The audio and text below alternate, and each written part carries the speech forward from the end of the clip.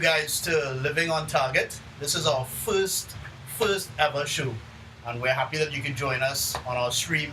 And today, on our set for the discussion, I have Richard Burton, who is a really good friend of mine, and we go back for years. But in our next show, we'll talk about them years. And also Kareem Hernandez, another good brother of mine too as well. And these guys have been working with youth in their churches, different groups as well on their local level, as well as the national level.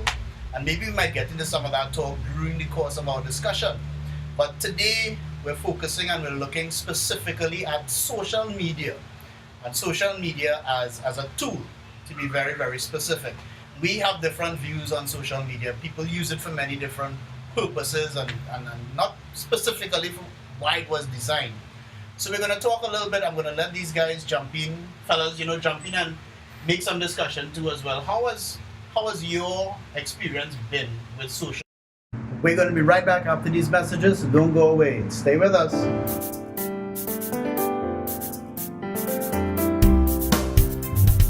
Media you use like in Facebook and let's say Twitter, Instagram, all that kind of stuff. How have you used it? Because I know for you guys as well, you've been entrepreneurs too as well in many ways, more than one to mention. Yeah. So when you guys start, let me ask Richard first of all. Tell me about your experience and how social media has impacted your life.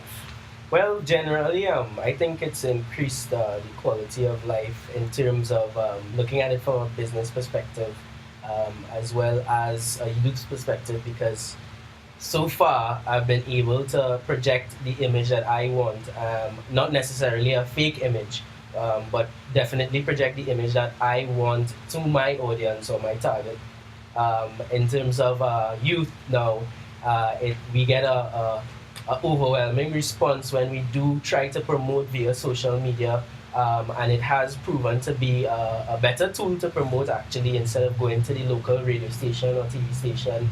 And we have gotten the youth on fire, using social media as a tool rather than just trying to post personal effects on there. But so far, I think it has actually really increased the quality of marketing.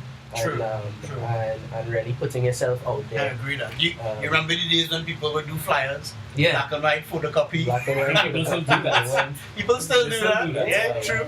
But now, I mean, Press. as you pointed out so well, the activities that you can have in your group, or even from a business perspective, can take on a new brand, a new look. Yeah, and it is even connected. It's even connected us on a global scale where I could look at friends in Australia and even given the time difference, whatever the case may be. But even we have like let's say a cell group functioning on maybe a Friday night, and then we're not meeting for the next 2 Fridays. We could connect via the social media, and we could have the conversation flowing. And it even gives us a personal look into some people's lives as well, because people constantly posting. I mean, my Instagram is always fired up. I always posting something somewhere, wherever I am, getting people involved, and it's all about really just connecting and making a deeper relationship with people. True.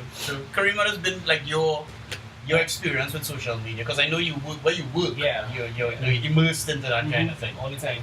I know for a fact that one of the things about social media is that you have to be engaging all the time, your audience. Yeah.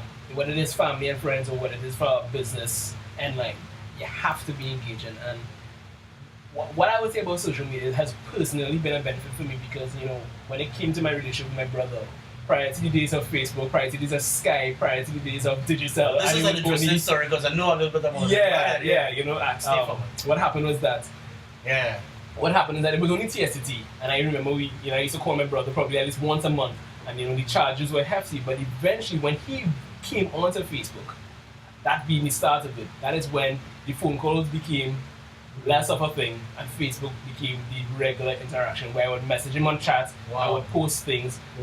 For his birthday going the other day, I actually changed my profile photo and my cover photo to reflect him. So so you're putting up some oldies. Yes, oldies. The photo was myself in the crib and he looking over me. Right, that was in 1986. Right, he was 2 years old at the time, and then the cover photo was a gift I gave him Yes. where it was a photo of him as a little boy with my mom, and then another photo with again him and mom, and of course people just loved it. They just liked all the comments and stuff. But that was my way, in the absence of actually buying a gift for him this year, of saying, you know, today's your day, today's your birthday.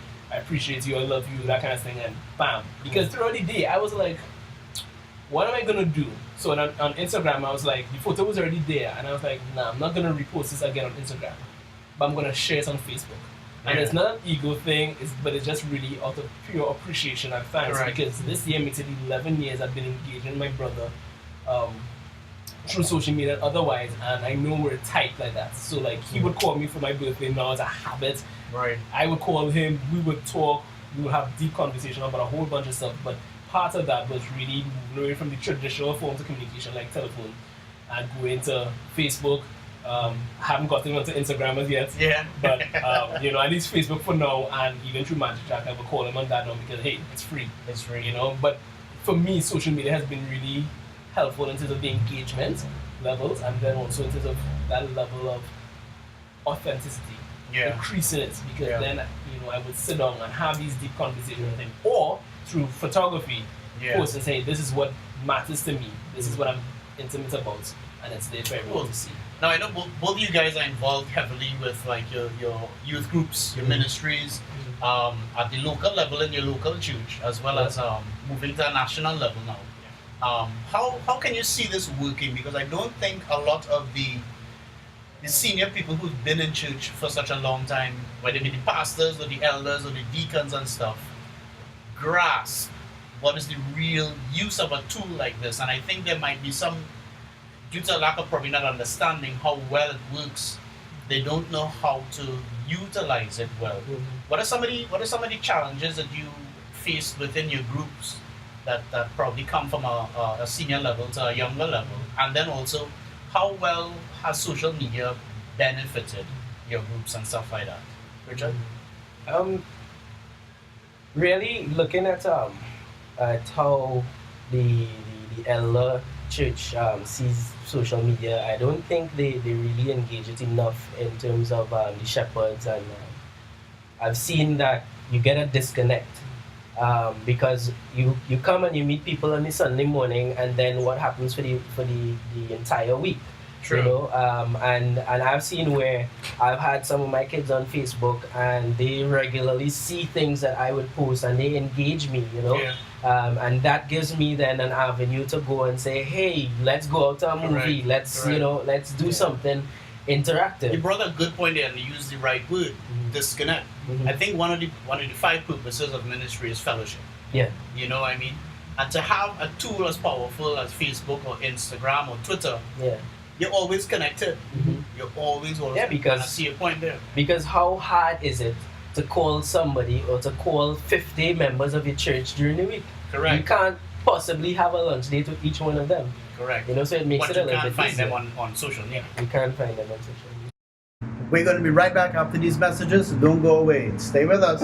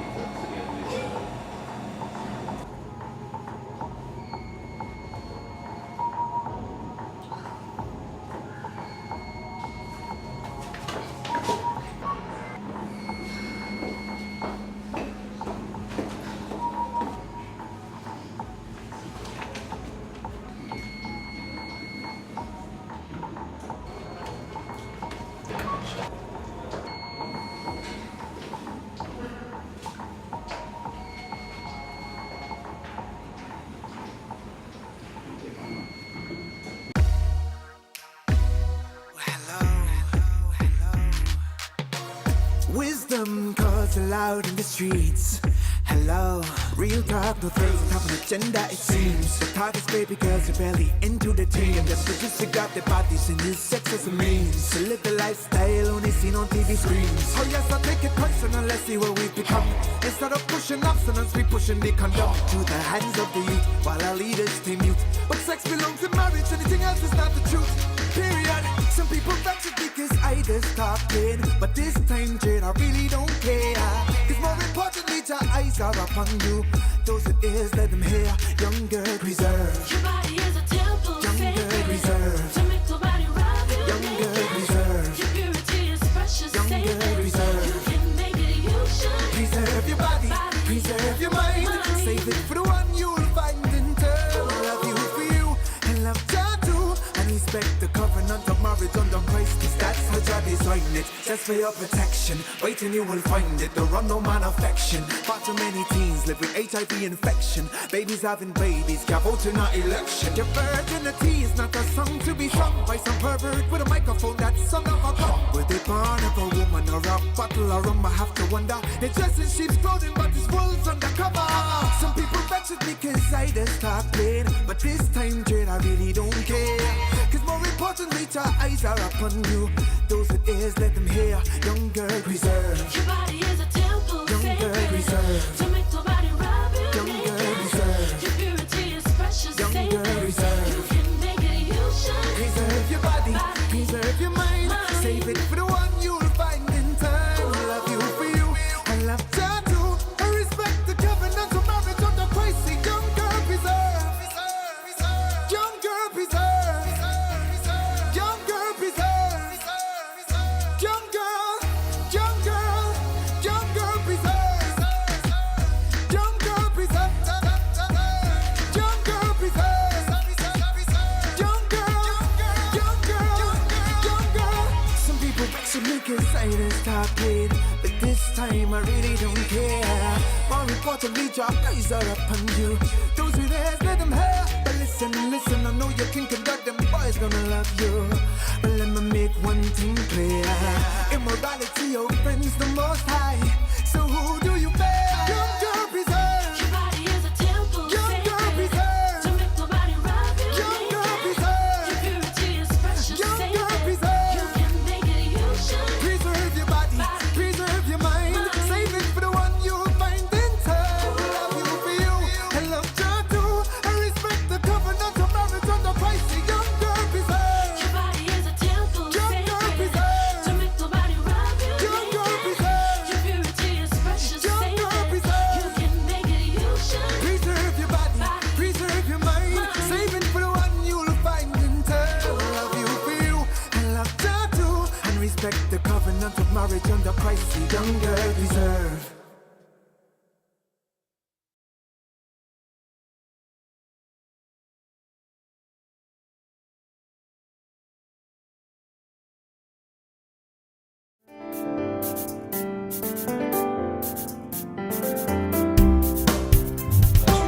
So how has this worked well to build community in your group? I mean, In my group, well, the nature of my church is very dynamic in terms of it's an expatriate community, and so Right. we have people moving all the time, and it definitely has solidified some of the relationships in the group as a whole. Excellent. And, you know, I could firmly remember back in the day when I was in the youth group as a youth, and you know, we had youths moving away, and I remember specifically when the Marks moved away. And you know a little bit about them, and I was able to really keep connected with them through social media. I mean, particularly Facebook. They would always be able to see what's going on in my life, and vice versa. As well as I've with my youths in particular, some of them aren't really into Facebook yet. They're now getting there. Well, I mean, I shouldn't say that, because some of the youths they're up and out there, and, but further than some of us. further than you, right? Right. But I have been able to establish some sort of conversation with them, whereas it will be hard for them to approach me as a leader in Yeah. the church in Right. front of a crowd. Right. So I have been able to do that and form a personal relationship with them aside from the church, where we have been able to take the church out of the four walls. Yeah. Yeah. You know, so And that's another good point. You might have a sensitive topic that you want to talk with somebody on, and the environment may not be permissive. Mhm. So you might touch them on Facebook with a private message. Please don't post nothing on the people's wall. Talk to them in a private message. For those who know what that is like, right? And it does give you the opportunity to kind of deal with sensitive issues. You know, Even it does. even the simple "how are you" on a regular basis really fires them up. Yeah. Say, you know, this person is really interested in my life and what's going on Correct. with me on that Correct. level. You know, so it allows me as well to get down to their level. Whereas in a formal setting, I have to be the leader all the time. Yeah. You know. You wear so many hats. So what about you, Kareem? Tell me about this type of experience for you in your groups and stuff like that. Yeah, for our youth group, we have a group. We actually don't have a page. That was set up how many years ago? So I mean, we haven't migrated to the page part, but it still functions. And our page isn't dedicated to just our youth. In fact, there are a couple of young adults and adults on that page, so they actually follow everything we do, and sometimes they share content as well. But we definitely use it as our primary tool to communicate to our youth. Hey, we have your group tonight. Is this topic? There's a photo that goes with it. Right. And the case may be, but outside of regular programming hours, so to speak, Yeah.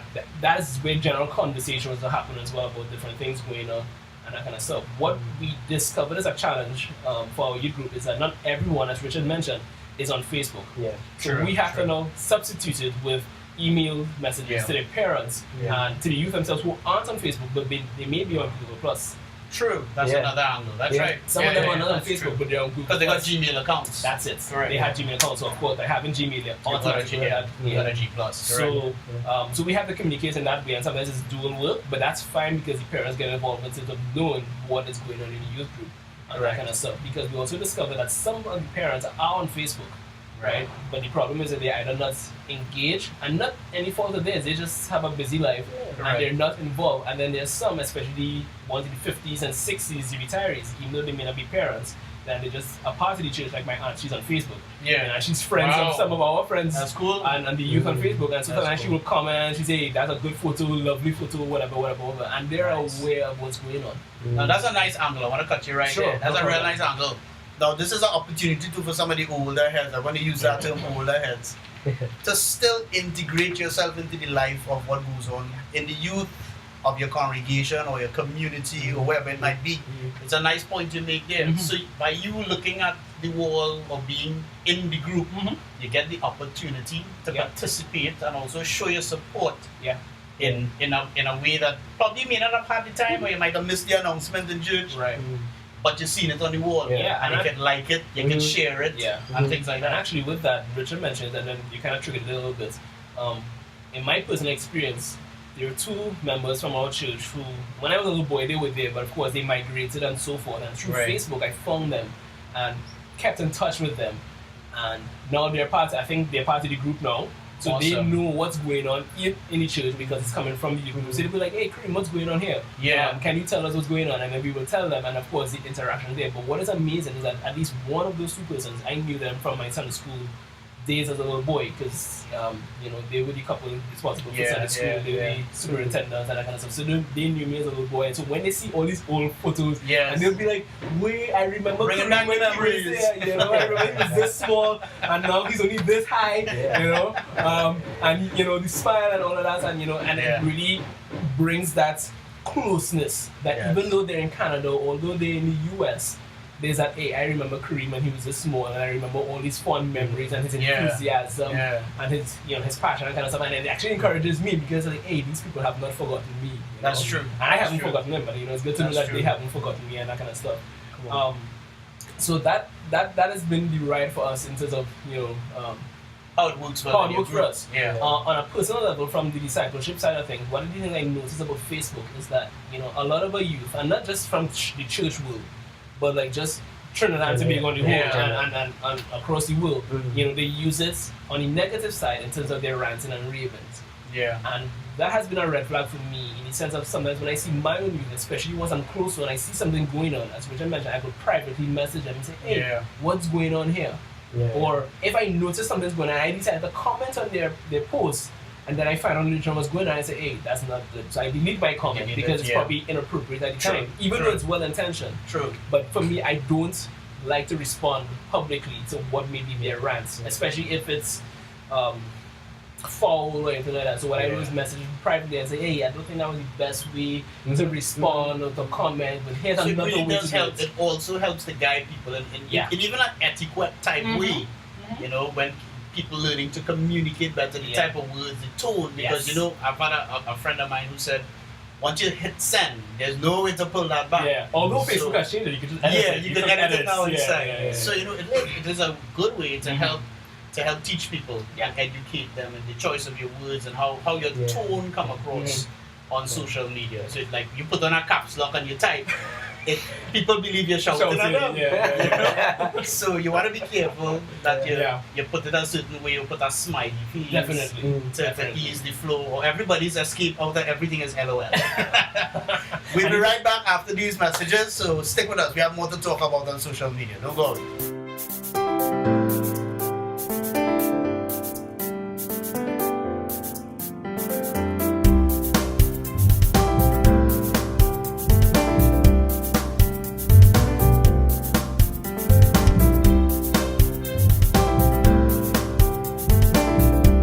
Current, informative, and youthful. Living on Target. Every Sunday evening at 6 p.m. on our YouTube channel. Don't miss it.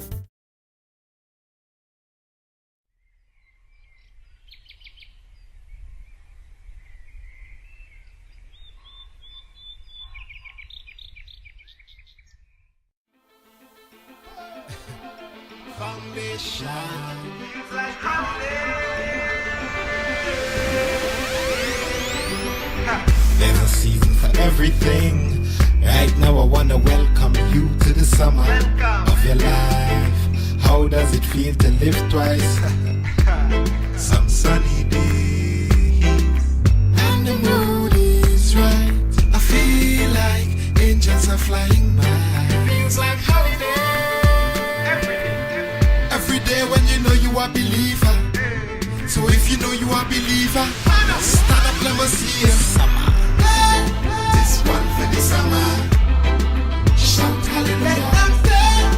Say what they wanna. I'll keep going like a marathon runner. This one for the summer. Shout hallelujah. Say what they wanna. I'll keep going like a marathon runner. Let me go to the beach now. You know I got my tropical visa. Let me go to a camp now.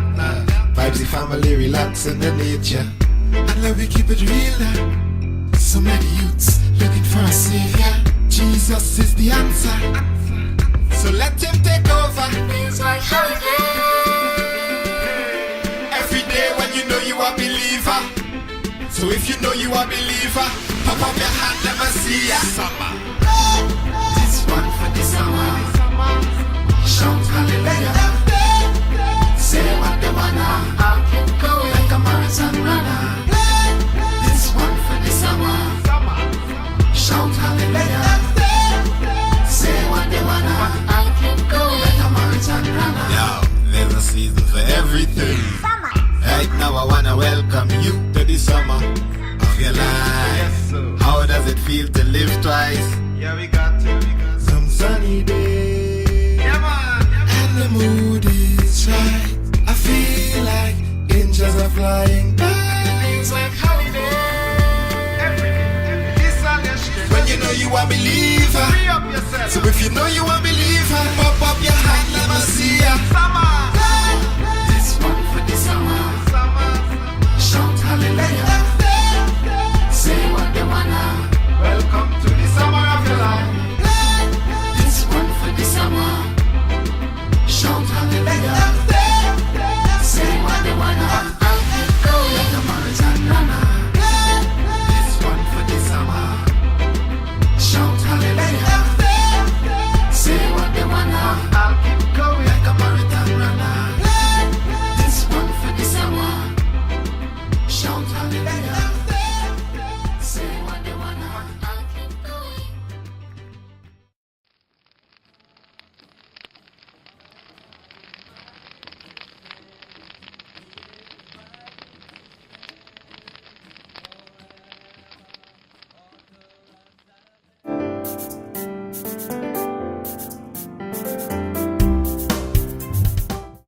But as you can see, guys, we're back on air. We had a nice little talk and drank some water and stuff for the break.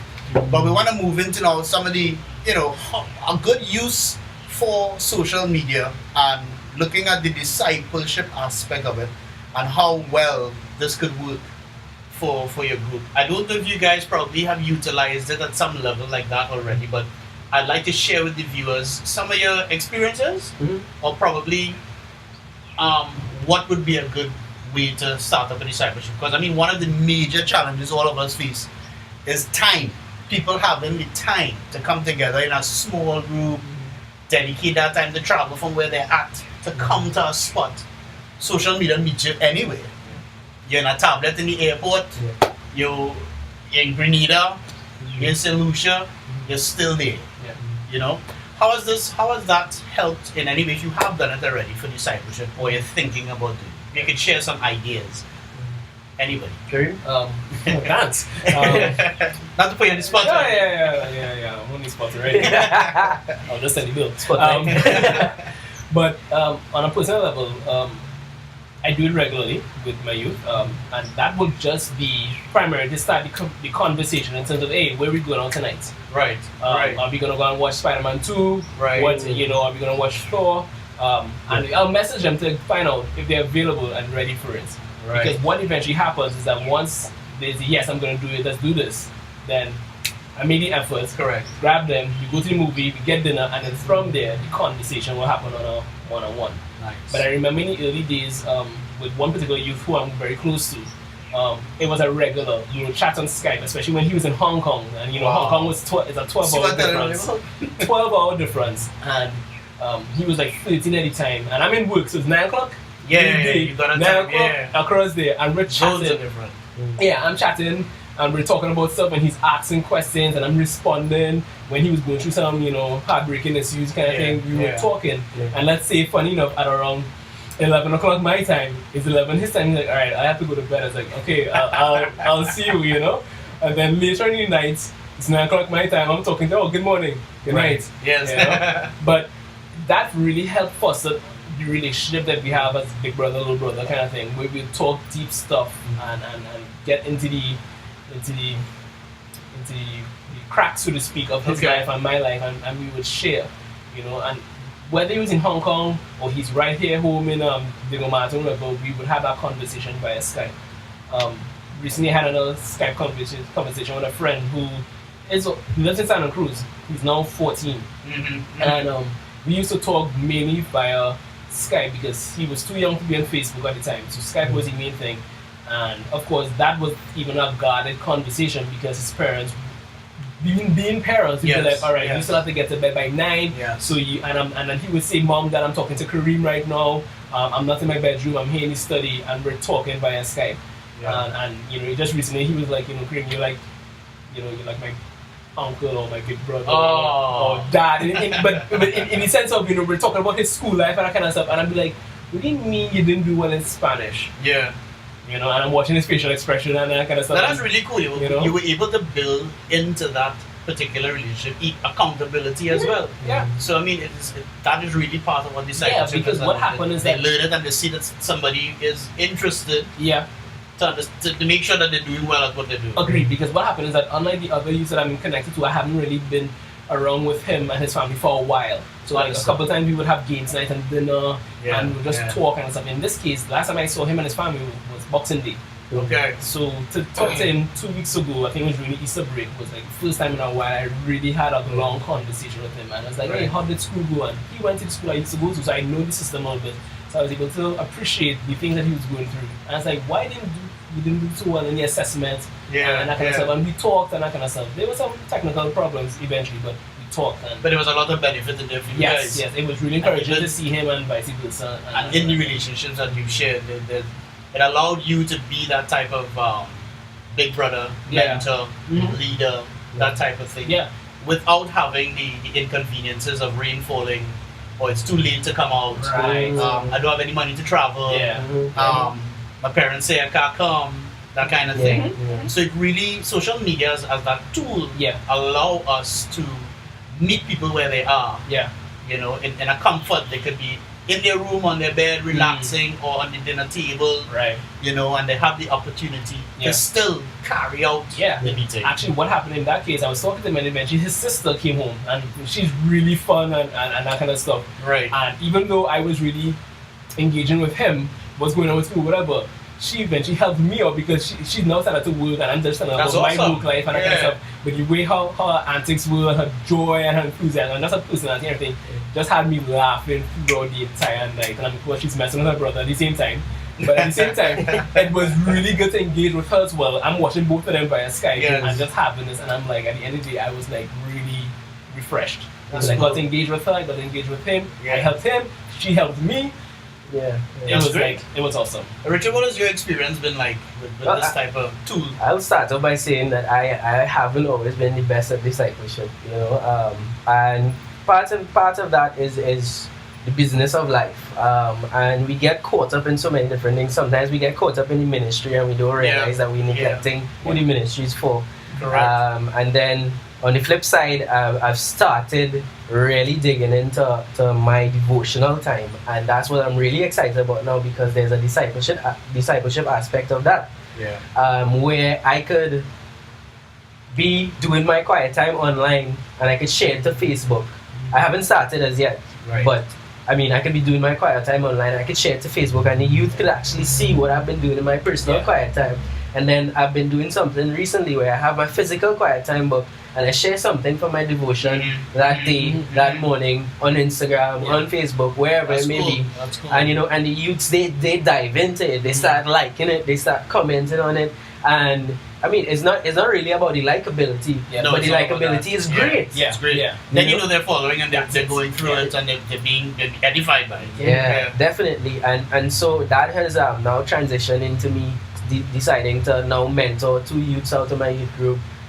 You know, get involved in successive leadership, and really decide to grow them Yeah. and target 2 guys instead of trying to move a whole group. Yeah. Where we can have 1 kid now that I spend the utmost amount of time with, and I give him my undivided attention, and he now becomes the leader in the group. Understand? Yeah. You know? That's true. That's true. So it's really given an opportunity A nice via the training social ground. media. Yeah. It's giving you the opportunity to really get involved in successive leadership, which Yes. is what discipleship is about. Yeah. You know, when Jesus came and he said, you know, Peter, Andrew, come follow me. Correct. You know, Correct. he eventually gave them the tools, which is Yeah. what the social media is. We have the tools, and he's given us the tools to use Yeah. to really edify the church. Now that's an interesting point, and Andy Stanley brings that up in his book, Next Generation Leader, which is a talk we're doing. So you can also subscribe to Target Talks. We're dealing with that whole book and going through that study. Yeah. And you said it so well. And he had one of the major phrases in there. He said, "Success is succession." Mhm. And the tool of the age is social media, is the Yeah, internet. yeah. And if we really want to create or make an impact on a generation that use these type of media, we have to be doing stuff within that area or scenario. Definitely. If you want to put it into context, and you know, for the older audience, we can say that social media is the donkey that Peter used to go Pretty much. to the Romans. Yeah. You know. I would think, I mean, if we had Jesus today, Mhm. which is us today, let's put it that way. Yeah. If we had a Jesus today in physical form, I mean, he would be on social media. Definitely. I guarantee you he would be on social media. Yeah. Because he wouldn't need to leave home for his mother to get worried where he is. He would be on Facebook, he would be Skyping, he would be doing all that kind of stuff. 12-year-old in the synagogue, 12-year-old on Facebook. I mean, think about it, you know, and he's on his phone and my boy on the phone and he's Skyping away. You know, he's Skyping away message and he going out with it and stuff like that. But it's so true, discipleship could gain a lot from the church looking at their ministry model Mhm. and looking at their methodologies and the way Yeah. that they've done ministry in the past. Mhm. I think, and I'm not down on it, it's had its time. Yeah. It's had its phase, and we need to be current. We need to be aware that these things are growing. Social media as a tool is growing so rapidly, Yeah. and we need to pay attention to it. What I would add, however, is like discipleship, because it's something I've been doing for a number of years now. Right. Not necessarily self-taught, it's just after being mentored by people Yeah, and right, over the yeah. years. But one of the things I realized was that with social media in particular is just like when you're feeding a baby or feeding a child or feeding your kid or whatever, you don't put the entire plate of food down their throats. You don't Correct. force it down. Yeah. It's the same thing with social Salad media. milk. Yeah, you do it in bite sizes, in small glasses, you know. Yes, You don't yes. force. So yes, you might have great content, but don't force it down Correct. people's throats and say, hey, read it, read Yeah. that, because eventually they're gonna like, alright, this guy is spamming me. Block. Yes, yeah, or yeah. I don't want to subscribe anymore. And I think that's just a bit of guidance there. Yeah. You have great content, you have great influence, but don't spoil it Yeah. by being forceful. And I Correct. think that's what happens in social media. When you look at like even the political leaders and so forth, they are trying to get their message out, fine, whether you like them or not. But then sometimes their message comes across as spam or Yeah. it's too much. It's too much. And yeah. then eventually you're like, all right, I had enough. I don't want to hear these guys. Click, Yeah. you're off, and that Yeah. kind of stuff. Same thing on Twitter. I don't want to follow you again. Yeah. And I'm realizing that happening on Instagram too as well. Before, people were storytelling, so to speak, in terms of, hey, this is what happened. I went to the beach today. This is how the beach looked today. That's great. Yeah. But now you're starting to see in my opinion, get cluttered with a bunch of things that people aren't really interested in anymore. Yes, And that's the yeah. danger. You want to share, but you don't want to overkill. Correct. Because at the end of the day, you're inviting people into a journey, and that's what this discipleship is about. Yes. You're walking with someone, and sometimes you're gonna have to walk at their pace. Yeah. Not because they're slow, but because they're still trying to figure things out. Correct. And they just Correct. want to know that you are with them throughout the Correct. process. And it's the same thing with social media. And you brought up that's a really good point. I think you don't want to kill a dead horse all the time because it's gonna just decay on you. Yeah. And it's gonna start to smell. The beauty about social media is that you're allowed the flexibility to have new content as often as you would like. Yeah. As Richard pointed out so well, you have your Instagram. You could have put up like let's say a small devotional in the morning, and as you're going around your day and stuff like that, if in the mall something happens, you record it, and you can post it on your Instagram. You can post it to your Facebook, onto your social lines, and it's an update. Yeah. So it's almost like you are walking as you know that verse at the end of Matthew says, "Make disciples as you go along."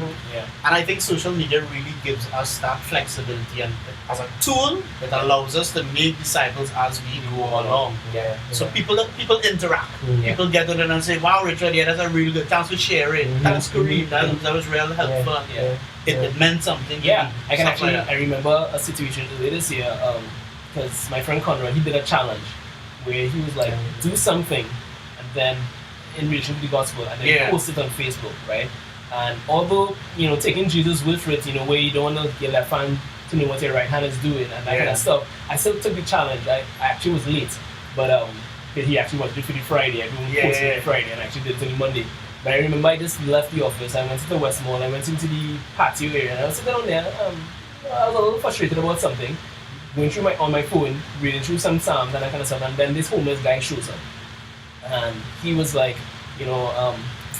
looking for something to eat, the normal thing. And he gave me the normal story, and I was like, you know what?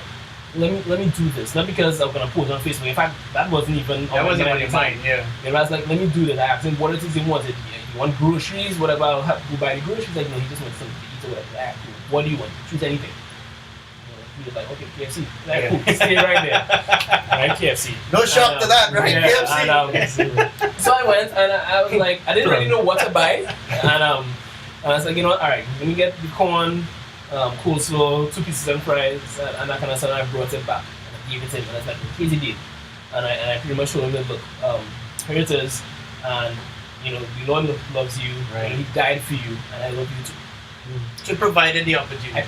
And then he was like, he was thankful for that, and then he disappeared.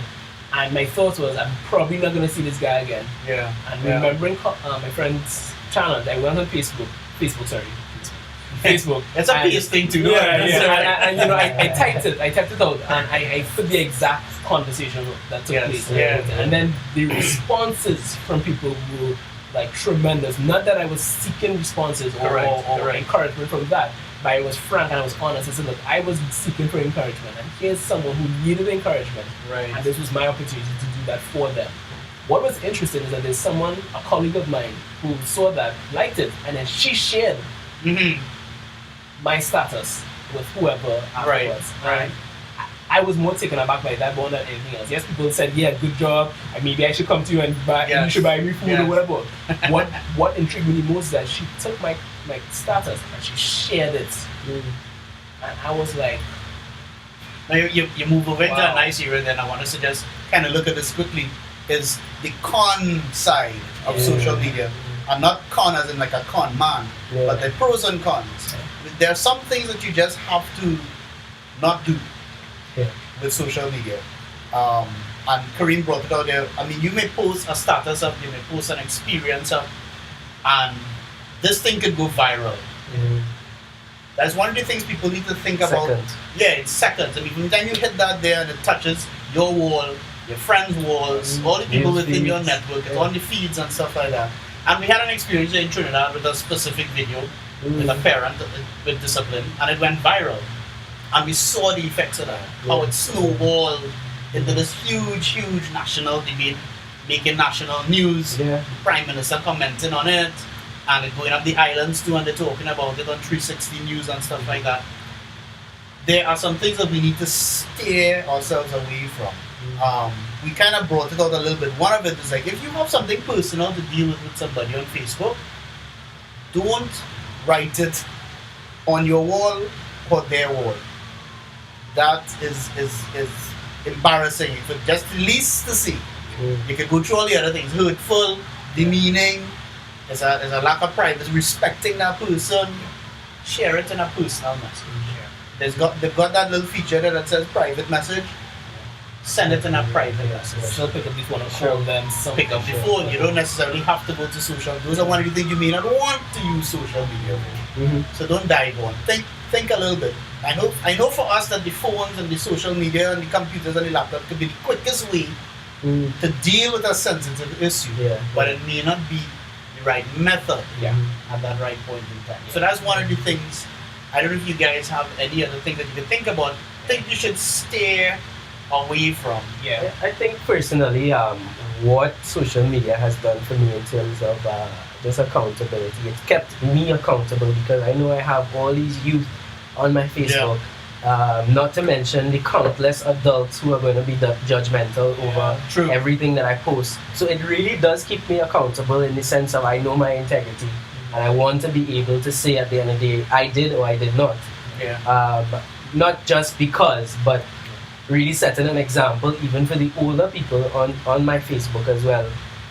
So I would say definitely stay away from anything that that can incriminate or probably put down your testimony or derail your testimony, I should say. Because and I've recently really experienced that where a teen didn't deal with a situation the best way possible and it could have spiraled out of control had I not caught it and nipped it in the bud, So what happens is you really do need to be mindful of where you visit in social media in terms of whose page you're going on, what kind of media you're going to be exposed to. You need to have your blindness or not to be naive, but just to protect yourself, obviously, and protect the faith as well, because more and more you're seeing where people are attacking Christianity because of want the opportunity. They want the opportunity and sad to say, I don't want to go off on a rant here, but sad to say the pillar of Christianity seems to be the Catholic Church. And it may or may not be the best idea of Christianity. But what I'm saying is that the youth really need to take stock of what is happening in and around their community on the social media. And another thing that I do is I try not to flood my social media, whether it be Facebook or with the same thing over and over. Correct. People tend to get fed up with that and they try to. I've seen people delete it because they've been sending and that's what Kareem was saying earlier. You can't be up in people's faces. That's like putting 50 billboards on the highway at the same time. People So will get annoyed. I may post one thing on my Facebook and something totally different on my Instagram, something totally different on my Twitter. Change it up. Change it up, make it interesting, and then people really get to know who you are in terms of dynamics. And I found that really helpful. It's helped me a lot really in terms of the accountability side of things, I would say. just to keep it clean, really. Cool. You know? I noticed Facebook designers are also doing something with liking of friends, whereby if they notice you've been sending requests to all these people, there's this pop up that comes up and asks you, do you know this person? And they're not doing it to annoy you or to change limit the amount of friends that you can make, but they're just ensuring that you're actually sending friend requests to people that you know and you've met probably on a personal level or through another friend, and you're not just sending it to strangers, total strangers. It's for your protection. Another piece of advice I would give as well, don't work on developing an image on Facebook. Work on developing your person. Correct, I agree with that. I like that, Work on developing who you are. Project you and promote you. It will reflect on Facebook. Correct. So therefore, people cannot mistake what you stand for. Yeah. You know? Yeah. So Be work real. On, Be real. realistic. Work on yourself. Yeah. You have any words, Kareem? I would just say, think carefully and be wise about what you're gonna post before you post it. Yes, there's the edit features, and sometimes you make a typo and you can just press edit and edit. But think carefully. Give serious thought into what you're gonna post, what you're gonna comment on. Even if it's a private message, think carefully before you do it. Because yes, it's a communications tool, but it's still a real person on the other side. Yeah. It's a person who still has feelings, who has emotions, who has issues, who has baggage, whatever. And whatever you say, whatever you write, whatever you post can have an implication on their life. So sometimes it's better to just say nothing than have the itch and give into that itch to comment or to post on it. So be wise. Yes, we have the freedom to go on Facebook or Skype, Instagram, Twitter and rant or comment and whatever, but still be wise about it, right? Because at the end of the day, you don't want to bring someone down, especially from the Christ-like position. You don't want to bring them down, rather you want to encourage them, you want to instruct them in the way how they live their life. And as you're on that point, not cut you, but to add to what you're saying, keep that friend of thought that you have there. It's like, everybody, let's say somebody puts a status up and a lot of people start to comment. Yeah. I think a lot of people don't observe the comment board very carefully. So there's that comment bracket where there's a number that people who have also placed comments on there. And when you put your comment, that group of people get to see also. So you might be thinking that you're sending it directly. If I'm commenting on something Richard has done, you're so thinking that Richard will get the notice. You know, understand? But there's 100 other people as well. So add it to your point. And that's the danger there. While you may be contributing to conversations going on, just know it's not between you and Richard. Yes. It's with everyone. Yes. And that's the difference between traditional media in terms of newspaper, correct. radio. It's interactive. It's interactive. It's an engaging thing. And you make one mistake. You mess up.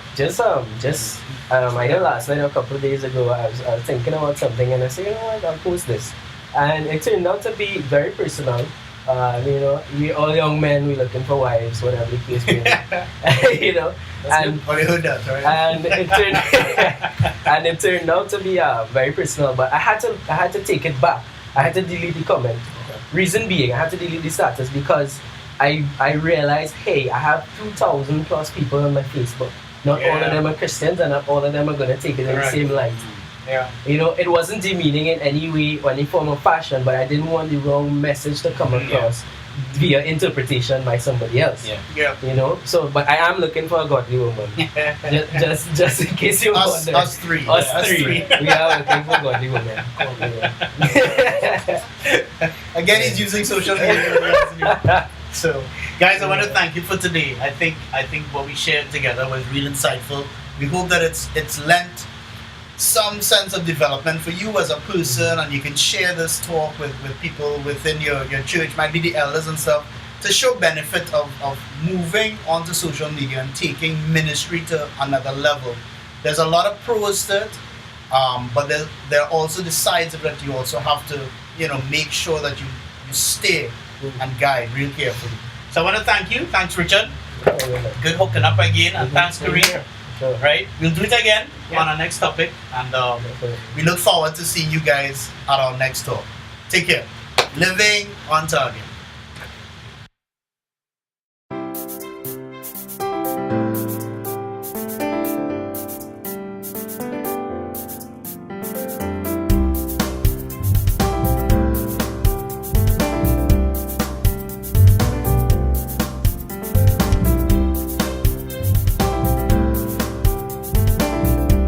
Current, informative, and youthful. Living on target. Every Sunday evening at 6 p.m. on our YouTube channel. Don't miss it.